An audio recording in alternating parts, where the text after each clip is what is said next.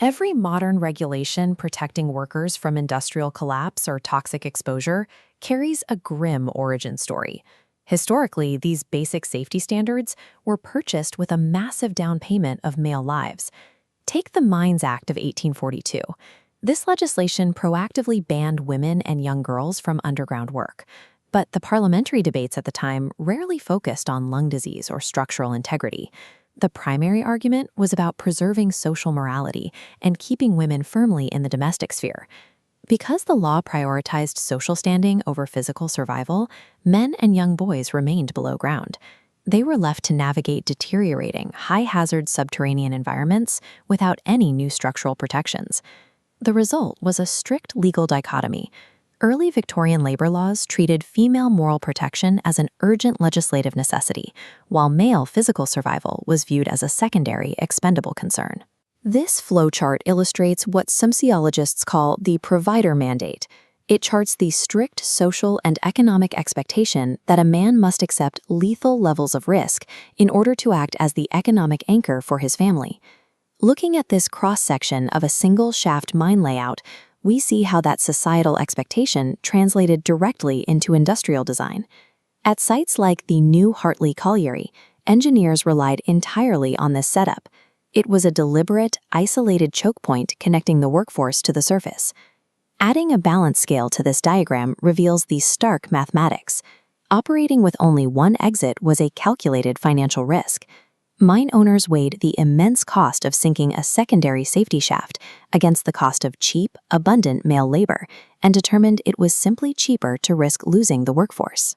The single-shaft colliery operates as the ultimate physical manifestation of male disposability, an economic system where financial efficiency literally superseded a human exit strategy. On January 16, 1862, that calculated risk failed. A massive iron pumping beam, stationed directly over the new Hartley Colliery's single shaft, suddenly snapped under its own immense weight. The broken machinery crashed into the lone artery, instantly creating an impassable blockage of wood, iron, and rock.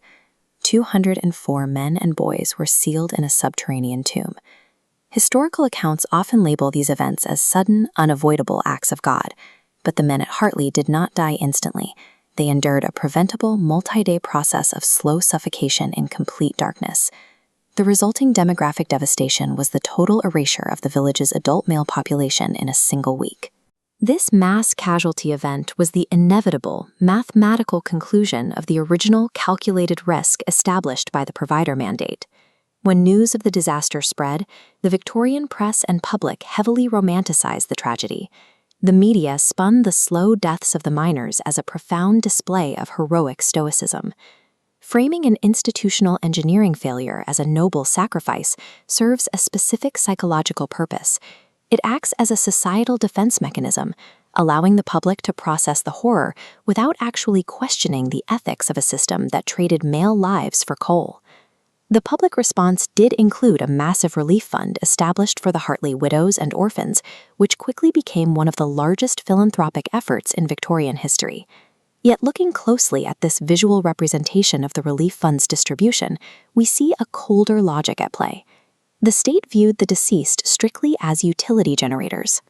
The money was meticulously calculated to replace their lost economic output, effectively ignoring their intrinsic human value.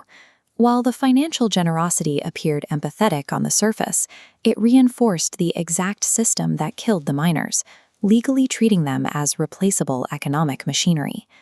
The Hartley disaster forced rapid legislative action.